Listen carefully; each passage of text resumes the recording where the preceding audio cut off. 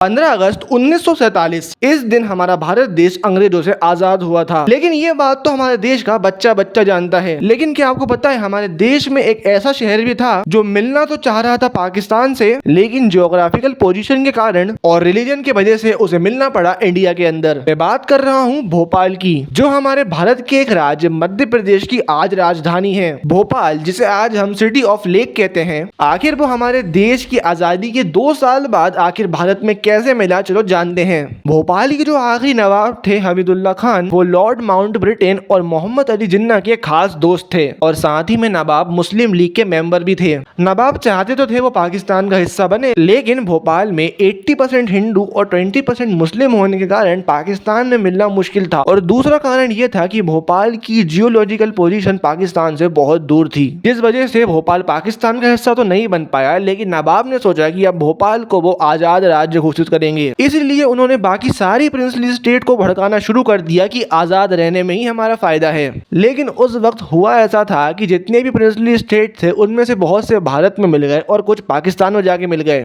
तो दबाव में आके नवाब ने 26 अगस्त 1947 में कह तो दिया कि भोपाल भारत का हिस्सा बनेगा, लेकिन यहाँ के नवाब ने यहाँ के लोगों को भारत का तिरंगा झंडा फहराने नहीं दिया।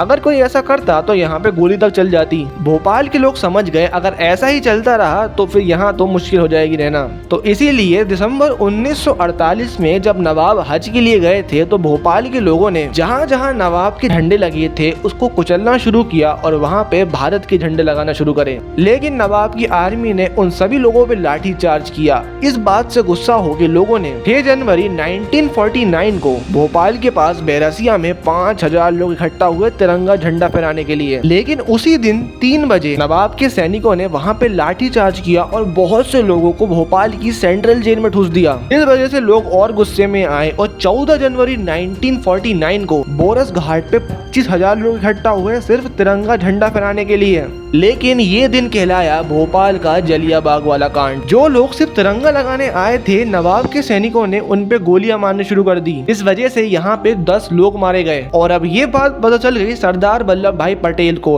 भोपाल के नवाब नहीं चाहते थे कि भोपाल दूसरा हैदराबाद बने, इसीलिए भोपाल के नवाब ने 11 लाख रुपए का प्रीविट पास और शाही महल का उपयोग रहने के लिए मुफ्त बिजली, पानी और टेलीफोन की सुविधा, ये सब शर्तें रख के 30 अप्रैल 1949 को विलय समझौते पर साइन कर दिए। फिर 1 जून 1949 को भोपाल हमारे देश भारत का हिस्सा बन गया और इसी दिन भोपाल के अंदर बनाया जाता है गौरव दिवस।